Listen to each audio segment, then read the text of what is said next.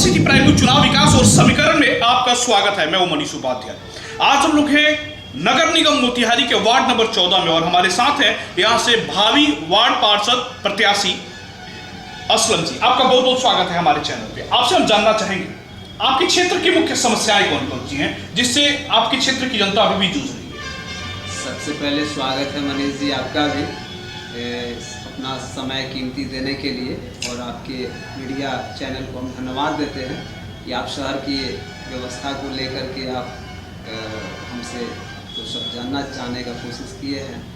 तो ये शहर की सबसे बड़ी समस्या साफ सफाई।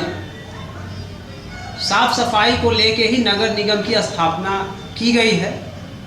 जो जनप्रतिनिधि जीतते हैं उनकी पहली प्राथमिकता होनी चाहिए शहर की साफ सफाई, जो कि आप देखे होंगे कि पिछले दिनों भारत का जो रिकॉर्ड होता है नगर पालिका नगर निगमों का, नगर परिषदों का, कि सबसे अच्छा सिटी और सबसे खराब परफॉर्मेंस, तो अपना मोतिहारी का सफाई में सबसे खराब परफॉर्मेंस आया। प्रदूषण के मामले में प्रदूषित शहर में, प्रदूषित शहर, गंदा शहर। तो ये निश्चित तौर पर नगर परिषद मोतिहारी की निकम्मापन दोहराता है। अभी पिछले 5 वर्षों से आप देखते होइएगा कि नगर भवन मोतिहारी में बेवजह 40-50 गाड़ियाँ सफाई कार्य में न लग के उस प्रांगण में आपको दिखेंगे, जो कि गलत है।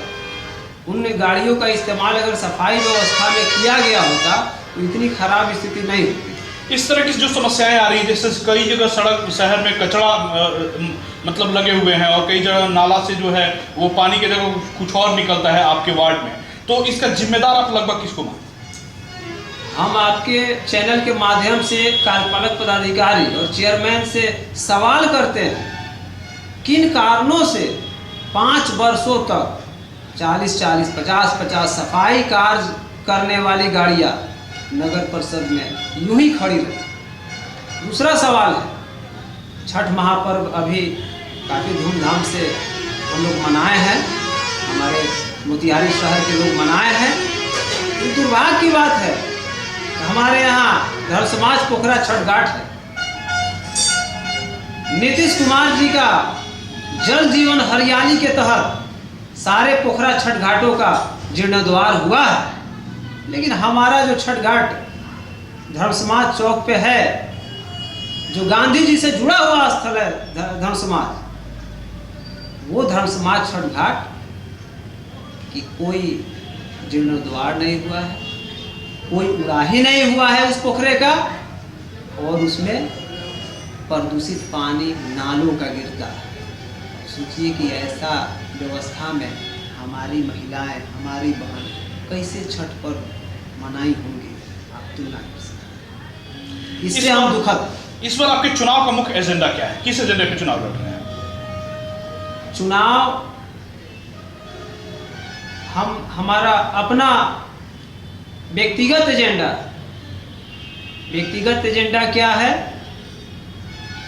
कि पहले जो हम लोगों ने वृद्ध माँ बहनों को, मुस्मात को वृद्धा पेंशन देने का काम किया, और इस 5 वर्षों में एक भी वृद्धा पेंशन स्वीकृत नहीं हुआ है। अगर स्वीकृत हुआ है तो कोई बताए। दूसरी बात, जब हमारे गांव के गरीब लोग, बीपीएल धारक लोग जब मर जाते थे तो उनके कफन दफन के लिए कबीर अंतोष्टि योजना से 3000 रुपया हम लोग मुहैया कराते थे। वो पैसा इस 5 साल में अगर किसी को मिला है तो कोई बताए। हमारे यहाँ जो स्कूल का जो प्रबंधन है लचर स्थिति में है, दयनीय स्थिति में है। चापाकल खराब हो जाता है, समय से मरम्मत नहीं होता है, बच्चे को पानी अच्छा नहीं मिल पाता है।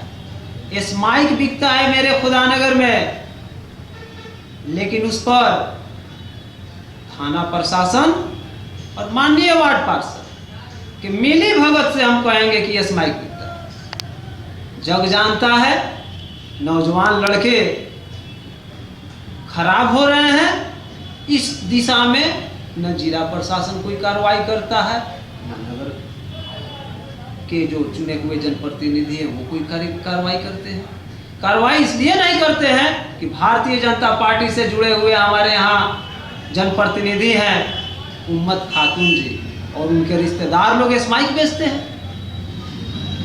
और थाना अध्यक्ष मुख्य दर्शक बने रहते हैं। इसके अतिरिक्त सफाई की समस्या से तो हम आपको अवगत करा चुके हैं। इस तरह की समस्याओं को ध्यान में रखते हुए आप अपने क्षेत्र की जनता से क्या अपील करेंगे? पिछले 5 साल पूर्व में PWD के योजना से धर्मसमाज चौक से मठिया रोड, धर्मसमाज चौक से मधुबन छावनी चौक सड़क बनी, नाला बनना बाकी था। नाला का भी पैसा आ गया है, लेकिन जनप्रतिनिधियों को मुखर होकर पालक पदाधिकारी एग्जीक्यूटिव इंजीनियर PWD से मांग करना चाहिए, लड़ाई लड़ना चाहिए कि भाई साहब 5 साल हो गए, पैसा आगे पड़ा हुआ है। जो मुख्य नाला है मधुबन छावनी चौक से धर्मसमाज चौक, उस मुख्य नाले की उड़ाही करके फ्रेश नाला बनाने का 5 साल 7 साल पहले का पैसा अभी तक पड़ा हुआ है, यह कार्य हुआ क्यों नहीं?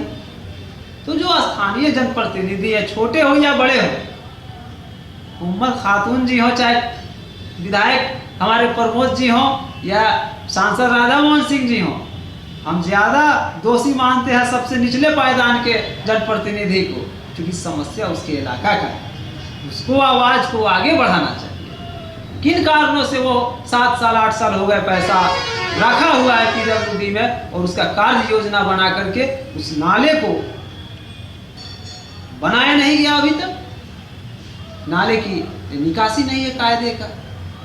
जल जमाव की स्थिति में ठेवना से ऊपर पानी लगा रहता है खुदानगर के बीच मोहल्लों में, कोई सुधि लेने के लिए तैयार नहीं है। बदतर स्थिति। इस तरह की चीज़ों को ध्यान में रखते हुए आप जो है चुनाव में लड़ने का, चुनाव में आने का जो आपने निर्णय लिया है, तो इस निर्णय में मतलब राजनीति में आपका पहला चुनाव होगा, तो आपकी प्रेरणा स्रोत का किन से आपको प्रेरणा मिली? हमारे लिए हमारी प्रेरणा स्रोत हमारी माँ है और उनके दुआ से, और हम अपने गांव के जो लोग हैं गार्जियन समान, भाई बहन, वो लोग के आशीर्वाद से हम चुनाव मैदान में रहेंगे और काम करेंगे चुनाव जीतने के बाद। नसीमा खातून जी को आप किस रूप में याद? वो हमारे लिए तो प्रेरणा स्रोत थी ही, लेकिन उनके नहीं रहने से बहुत ऐसे गरीब लोग हैं, दबे कुचले लोग हैं, जिन लोग के लिए वो एक आवाज़ थी। उनका नहीं रहना मेरे लिए तो आहत की बात है। मैं तो काफ़ी कमी महसूस करता हूँ उनके नहीं रहने से, लेकिन कुछ और भी तबका है जो बहुत कमी महसूस करता है। धन्यवाद। खबरों का सिलसिला जारी रहेगा, मिलते हैं छोटे से ब्रेक के बाद।